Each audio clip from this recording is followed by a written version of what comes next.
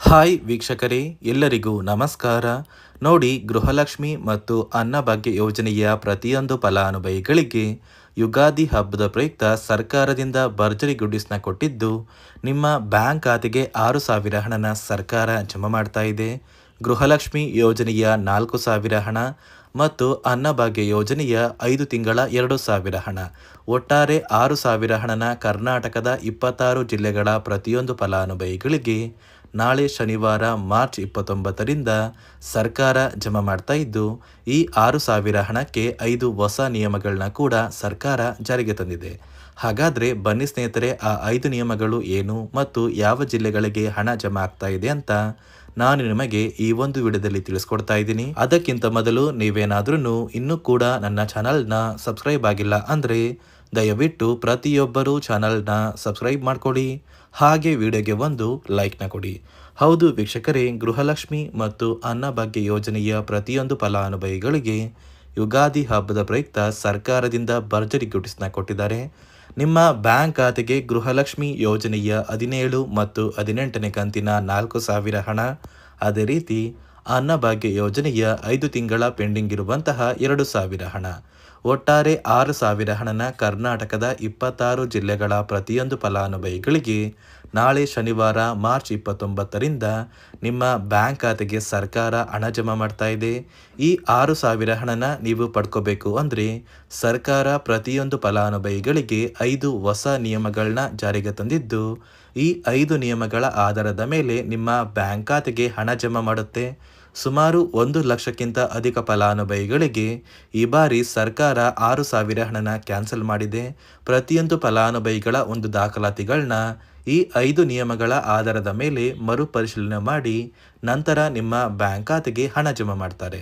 ಹಾಗಾದ್ರೆ ಬನ್ನಿ ಸ್ನೇಹಿತರೆ, ಆ ನಿಯಮಗಳು ಏನು ಅಂತ ಕೂಡ ತಿಳಿಸ್ಕೊಡ್ತಿದ್ದೀನಿ. ಅದಕ್ಕಿಂತ ಮೊದಲು ಕರ್ನಾಟಕದ ಯಾವ 26 ಜಿಲ್ಲೆಗಳಿಗೆ ಸರ್ಕಾರ 6,000 ಹಣನ ನಾಳೆ ಶನಿವಾರ ಮಾರ್ಚ್ 29ರಿಂದ ಜಮಾ ಮಾಡ್ತಾ ಇದೆ ಅಂದರೆ, ಮೊದಲಿಗೆ ಬಾಗಲಕೋಟೆ, ಬೆಂಗಳೂರು ನಗರ, ಬೆಂಗಳೂರು ಗ್ರಾಮಾಂತರ, ಬೆಳಗಾವಿ, ಬಳ್ಳಾರಿ, ಬೀದರ್, ವಿಜಯನಗರ, ಚಾಮರಾಜನಗರ, ಚಿಕ್ಕಬಳ್ಳಾಪುರ, ಚಿಕ್ಕಮಗಳೂರು, ಚಿತ್ರದುರ್ಗ, ದಕ್ಷಿಣ ಕನ್ನಡ, ದಾವಣಗೆರೆ, ಧಾರವಾಡ, ಗದಗ, ಕಲಬುರಗಿ, ಹಾಸನ, ಹಾವೇರಿ, ಕೊಡಗು, ಕೋಲಾರ, ಕೊಪ್ಪಳ, ಮಂಡ್ಯ, ಮೈಸೂರು, ರಾಯಚೂರು, ರಾಮನಗರ, ಶಿವಮೊಗ್ಗ, ತುಮಕೂರು, ಉಡುಪಿ, ಉತ್ತರ ಕನ್ನಡ, ಯಾದಗಿರಿ ಮತ್ತು ಬಿಜಾಪುರ.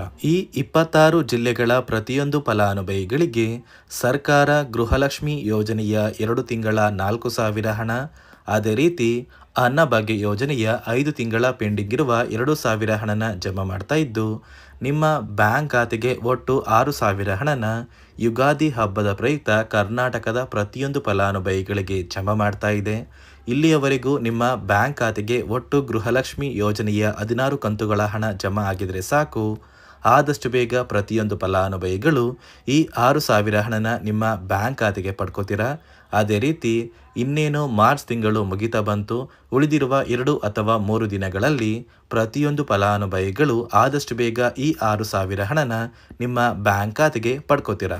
ನೋಡಿ ಸ್ನೇಹಿತರೆ, ಈ ಬಾರಿ ಸುಮಾರು 1 ಲಕ್ಷಕ್ಕಿಂತ ಅಧಿಕ ಫಲಾನುಭವಿಗಳ ಬ್ಯಾಂಕ್ ಖಾತೆಗೆ ಸರ್ಕಾರ ಗೃಹಲಕ್ಷ್ಮಿ ಯೋಜನೆಯ ಹಣನ ಜಮಾ ಮಾಡ್ತಾ ಇಲ್ಲ. ಕಾರಣ ಏನು ಅಂದರೆ, ನಿಮ್ಮ ಬ್ಯಾಂಕ್ ಖಾತೆಗೆ ಡೆಬಿಟ್ ಮೂಲಕ ಹಣ ಜಮಾ ಮಾಡುವಂತಹ ಸಂದರ್ಭದಲ್ಲಿ ಸರ್ಕಾರ ಸಾಕಷ್ಟು ಫಲಾನುಭವಿಗಳ ಒಂದು ಬ್ಯಾಂಕ್ ಖಾತೆಗೆ ಹಣ ಜಮಾ ಮಾಡೋದನ್ನು ಕ್ಯಾನ್ಸಲ್ ಮಾಡಿದೆ. ಯಾಕಂದರೆ ಇತ್ತೀಚೆಗೆ ಹಣಕಾಸು ಇಲಾಖೆ ಜಾರಿಗೆ ತಂದಿರುವ 5 ನಿಯಮಗಳ ಆಧಾರದ ಮೇಲೆ ಪ್ರತಿಯೊಂದು ಫಲಾನುಭವಿಗಳಿಗೆ ಸರ್ಕಾರ ಈ ಒಂದು ಹಣನ ಜಮಾ ಮಾಡ್ತಾ ಇದ್ದು, ಯಾರೆಲ್ಲ ಫಲಾನುಭವಿಗಳು ಈ ನಿಯಮಗಳನ್ನ ಪಾಲಿಸಿಲ್ಲ ನಿಮ್ಮ ಬ್ಯಾಂಕ್ ಖಾತೆಗೂ ಕೂಡ ಹಣ ಜಮಾ ಆಗೋದಿಲ್ಲ. ಹಾಗಾದರೆ ಬನ್ನಿ ಸ್ನೇಹಿತರೆ, ಸರ್ಕಾರ ಜಾರಿಗೆ ತಂದಿರುವ ಆ 5 ಹೊಸ ನಿಯಮಗಳು ಏನು ಅಂತ ನಾನು ನಿಮಗೆ ತಿಳಿಸ್ಕೊಡ್ತಾ ಇದ್ದೀನಿ. ನೋಡಿ ಸ್ನೇಹಿತರೆ, ಮೊದಲನೆಯ ಒಂದು ನಿಯಮ ಬಂದು, ಸಾಕಷ್ಟು ಫಲಾನುಭವಿಗಳು ಹೊಂದಿರುವಂತಹ ಒಂದು ರೇಷನ್ ಕಾರ್ಡ್ ಏನಿದೆ, ಆ ಒಂದು ರೇಷನ್ ಕಾರ್ಡ್ನ ಮನೆಯ ಸದಸ್ಯರ ಪ್ರತಿಯೊಬ್ಬರ ಒಂದು ಆಧಾರ್ ಕಾರ್ಡ್ನ ನಿಮ್ಮ ರೇಷನ್ ಕಾರ್ಡ್ಗೆ ಕಡ್ಡಾಯವಾಗಿ ಲಿಂಕ್ ಮಾಡಿಸ್ಬೇಕು. ಅಂದರೆ ಈ ಒಂದು ಲಿಂಕ್ ಮಾಡಿಸುವಂತಹ ಒಂದು ಪ್ರೊಸೀಜರ್ಗೆ ಸರ್ಕಾರ KYC ಅಂತ ಕರೀತಾರೆ. ನಿಮ್ಮ ರೇಷನ್ ಕಾರ್ಡ್ಗೆ ಇನ್ನೂ ಸಹ KYC ಆಗಿಲ್ಲ ಅಂದರೆ ನಿಮ್ಮ ಬ್ಯಾಂಕ್ ಖಾತೆಗೆ ಸರ್ಕಾರ ಮುಂದಿನ ದಿನಗಳಲ್ಲಿ ಗೃಹಲಕ್ಷ್ಮಿ ಯೋಜನೆಯ ಹಣನ ಕ್ಯಾನ್ಸಲ್ ಮಾಡುತ್ತೆ. ಅದೇ ರೀತಿ ಎರಡನೆಯ ಒಂದು ನಿಯಮ ಬಂದು ಸಾಕಷ್ಟು ಫಲಾನುಭವಿಗಳು ಕಳೆದ 3 ತಿಂಗಳಿಂದ ಸರ್ಕಾರದಿಂದ ಬರ್ತಾ ಇರುವಂತಹ ಒಂದು ರೇಷನ್ ಏನಿದೆ ಅಂದರೆ ಉಚಿತ ಅಕ್ಕಿ ಏನಿದೆ ಈ ಒಂದು ರೇಷನ್ನ ಪಡ್ಕೋತಾ ಇಲ್ಲ. ಒಂದು ವೇಳೆ ಕಳೆದ 3 ತಿಂಗಳಿಂದ ನೀವು ರೇಷನ್ನ ಪಡ್ಕೊಂಡಿಲ್ಲ ಅಂದರೆ ಸರ್ಕಾರ ನಿಮ್ಮ ಬಳಿ ಇರುವಂತಹ ಒಂದು ರೇಷನ್ ಕಾರ್ಡ್ನ ಕ್ಯಾನ್ಸಲ್ ಮಾಡುತ್ತೆ. ನಿಮ್ಮ ರೇಷನ್ ಕಾರ್ಡ್ನ ಸರ್ಕಾರ ಕ್ಯಾನ್ಸಲ್ ಮಾಡಿದರೆ ನಿಮ್ಮ ಬ್ಯಾಂಕ್ ಖಾತೆಗೆ ಗೃಹಲಕ್ಷ್ಮಿ ಯೋಜನೆಯ ಹಣ ಇರ್ಬೋದು ಮತ್ತು ಸರ್ಕಾರದಿಂದ ಬರುವಂತಹ ಒಂದು ಸೌಲಭ್ಯಗಳನ್ನ ನೀವು ಕಳ್ಕೋಬೇಕಾಗುತ್ತೆ. ಅದೇ ರೀತಿ ಮೂರನೆಯ ಒಂದು ನಿಯಮ ಬಂದು ನೋಡಿ ಸ್ನೇಹಿತರೆ, ನಿಮ್ಮ ಬಳಿ ಇರುವಂತಹ ಒಂದು ಆಧಾರ್ ಕಾರ್ಡ್ ಏನಿದೆ ಆ ಒಂದು ಆಧಾರ್ ಕಾರ್ಡ್ನ ಕಳೆದ 15 ವರ್ಷಗಳಲ್ಲಿ ನೀವು ಯಾವುದೇ ರೀತಿಯ ಒಂದು ತಿದ್ದುಪಡಿನ ಮಾಡಿಸಿಲ್ಲ ಅಂದರೆ ನಿಮ್ಮ ಬ್ಯಾಂಕ್ ಖಾತೆಗೆ ಸರ್ಕಾರ ಗೃಹಲಕ್ಷ್ಮಿ ಯೋಜನೆಯ ಹಣನ ಕ್ಯಾನ್ಸಲ್ ಮಾಡುತ್ತೆ. ಯಾಕಂದರೆ ಸರ್ಕಾರದಿಂದ ಬಂದಿರುವಂತಹ ಒಂದು ಆದೇಶದ ಪ್ರಕಾರ ಪ್ರತಿಯೊಂದು ಫಲಾನುಭವಿಗಳು ಕಳೆದ 15 ವರ್ಷಗಳಲ್ಲಿ ಯಾವುದೇ ರೀತಿಯ ಒಂದು ತಿದ್ದುಪಡಿನ ನಿಮ್ಮ ಆಧಾರ್ ಕಾರ್ಡ್ಗೆ ನೀವು ಮಾಡಿಸಿಲ್ಲ ಅಂದರೆ ಕಡ್ಡಾಯವಾಗಿ ಆದಷ್ಟು ಬೇಗ ನಿಮ್ಮ ಆಧಾರ್ ಕಾರ್ಡ್ಗೆ ತಿದ್ದುಪಡಿನ ಮಾಡಿಸಿ. ಅದೇ ರೀತಿ ನಾಲ್ಕನೆಯ ಒಂದು ನಿಯಮ ಬಂದು ನಿಮ್ಮ ಕುಟುಂಬದ ಒಂದು ವಾರ್ಷಿಕ ಆದಾಯ 7 ಲಕ್ಷಕ್ಕಿಂತ ಕಡಿಮೆ ಇರಬೇಕು. ಒಂದು ವೇಳೆ ನಿಮ್ಮ ಕುಟುಂಬದ ವಾರ್ಷಿಕ ಆದಾಯ 7 ಲಕ್ಷಕ್ಕಿಂತ ಜಾಸ್ತಿ ಇದ್ದರೆ ನಿಮ್ಮ ಬ್ಯಾಂಕ್ ಖಾತೆಗೆ ಸರ್ಕಾರ ಗೃಹಲಕ್ಷ್ಮಿ ಯೋಜನೆಯ ಹಣನ ಕ್ಯಾನ್ಸಲ್ ಮಾಡುತ್ತೆ. ಅದೇ ರೀತಿ ಐದನೆಯ ಒಂದು ನಿಯಮ ಬಂದು ನಿಮ್ಮ ಕುಟುಂಬದ ಸದಸ್ಯರು ಅಥವಾ ಗೃಹಲಕ್ಷ್ಮಿ ಯೋಜನೆಯ ಫಲಾನುಭವಿಗಳು ಯಾರು ಕೂಡ ಸರ್ಕಾರಿ ನೌಕರರಾಗಿ ಕಾರ್ಯನಿರ್ವಹಿಸ್ತಾ ಇರಬಾರ್ದು.